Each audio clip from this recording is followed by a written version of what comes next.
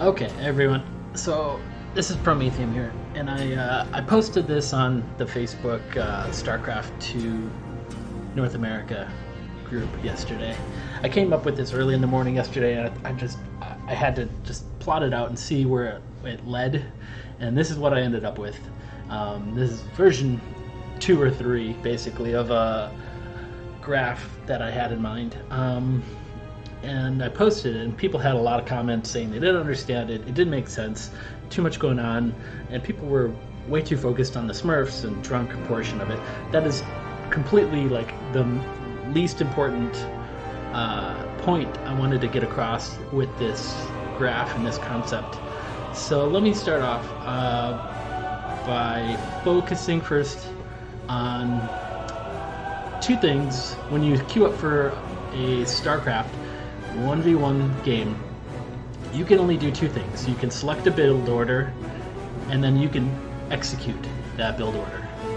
Those are the only two things you can do, right? And a build order is, the variable that you have control over, and your execution is going to be based on your skills and your proficiency and how many games you've played. So the build order is down here, and you can kind of value your build order strength at 1 to 10. 10 being the best build order that GM top level Grandmaster players are playing, and they are executing them near perfect. 10 out of 10 right here, right? So GM is this super gold bright orange. Master players are dark blue, diamond are light blue, platinum are this dark gray, gold are right here, silver is right here, and bronze is down here. And now these colored squares are representative of the populations on the North American server. Pretty close. GM is 0.17% of the latter population, so I rounded up to 1%. That's like the biggest stretch among the squares and populations. Masters is 4% of the population. Bronze is 5%. The rest are between 20 and 25% of the population of ladder players. So anyway, so you pick a build order. Whatever, a 2-1-1 Terran build order, 2 barracks, 1 factory, 1 starport versus a Zerg player. That's a pretty strong build order. And if you play a 2-1-1, you should at least be able to get into Silver League. If you execute it perfectly, you should be able to get into Diamond and even Masters with a 2-1-1. Probably even GM if you execute it nice, very, very well.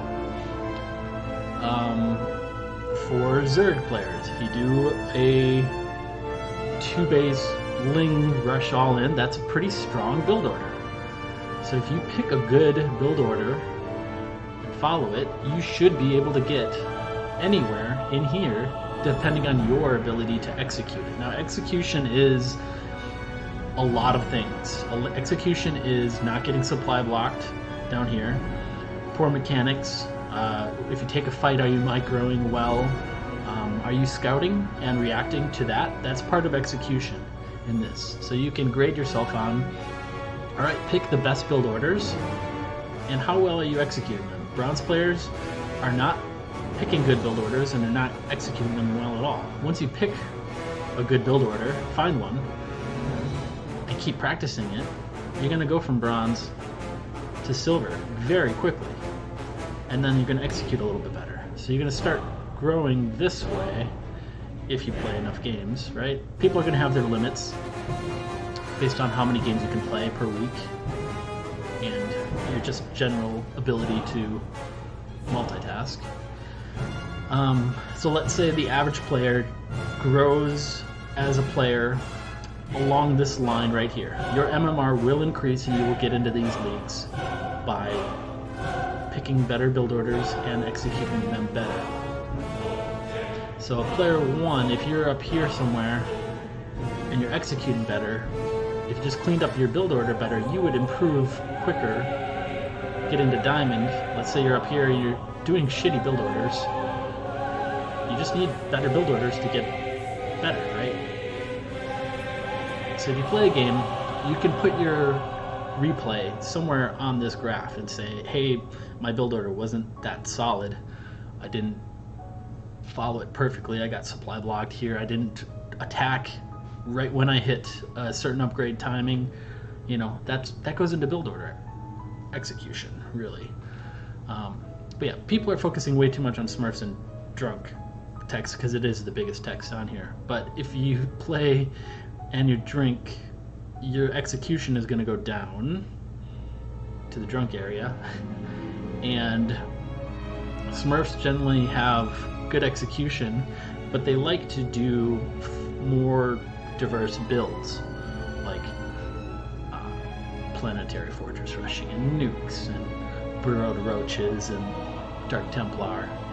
So they can execute them well, but the build order strength isn't going to be as high as long as the other opponent scouts it. So I just wanted to make this quick video and explain the graph.